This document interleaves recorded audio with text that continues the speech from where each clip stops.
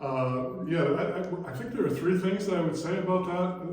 The first is that the question itself, I think, presupposes something important, and that is that each of us does have the possibility of helping to spread love in the world. As I say, we can never underestimate the influence that we have, each one of us, in being able to do that. So I think that's the first thing I would say. The second thing would be this. I think it's important that we pay attention to our own lives in terms of being able to do this. In other words, I think to the extent to which we have our own life more or less in order, that's to say, if our emotional life is in pretty good shape, we're not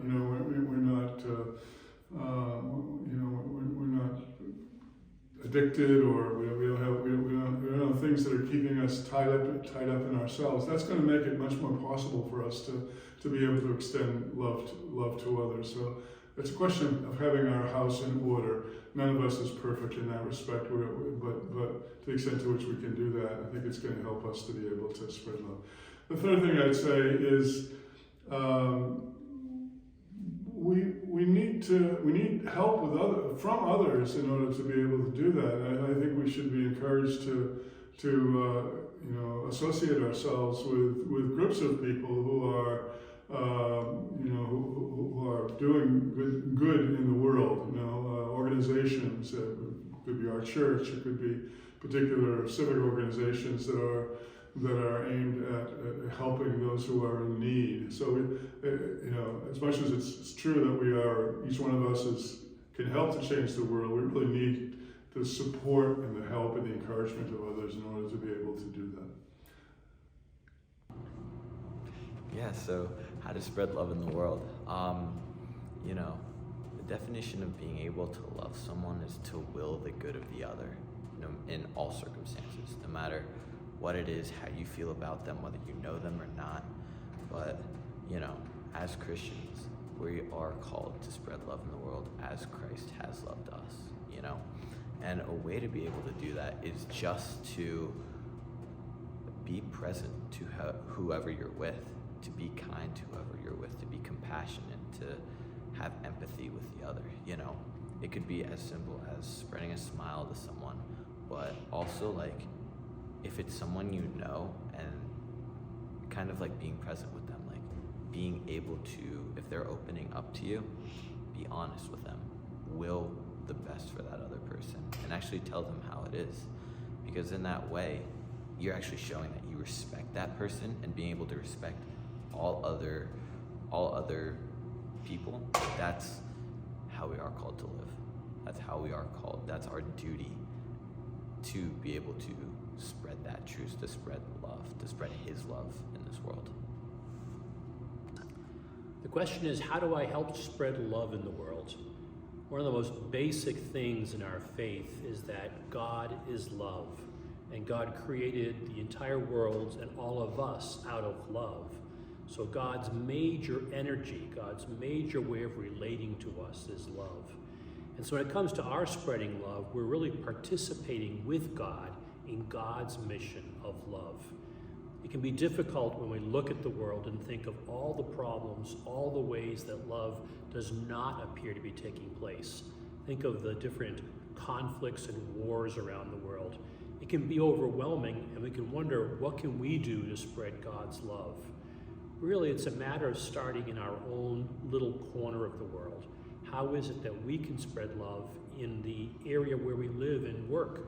So as students, for example, at Assumption, what is a way that you can spread love to the people around you?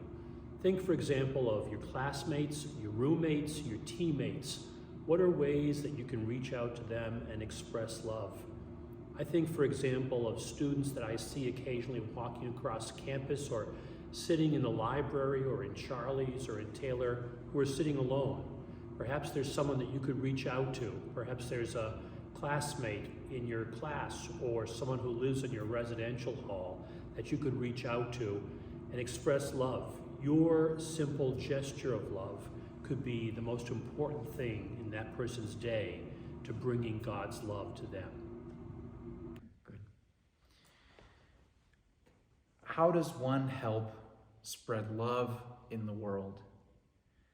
I take my marching orders from a little old lady in Calcutta named Saint Teresa. She used to say, "Do small things with great love." The key here is small things. Loving somebody doesn't have to be like a huge, big act, a series of huge, big acts all the time. Loving somebody can mean just holding the door open for them, and just other daily acts. The key here is to understand that love is a decision that you make each and every day to put the good of the other person before your own. Love is not just a feeling, despite what Hallmark says to us. Love here is about doing small daily actions that put the good of other people before your own. And you'll find that when you do that, your good will be served by other people. That's how grace works. God asks us to bring his grace, to bring his love to each other. So that is what it means to have Christ's life live in you, to love as he loved in the small daily actions of your life. Spread love in the world. Actually, I'm not sure how possible that is. However, it is possible to love your neighbor. You know, you're living next door to somebody in the residence hall, or you're in class with somebody, or you're next door to somebody. So what I would suggest, if you want to spread love in the world, spread love first of all to the person next to you. Be very concrete in the way you love. And eventually, if you do that with one person, that person will do it with another, and you gradually are spreading love in a broader sphere.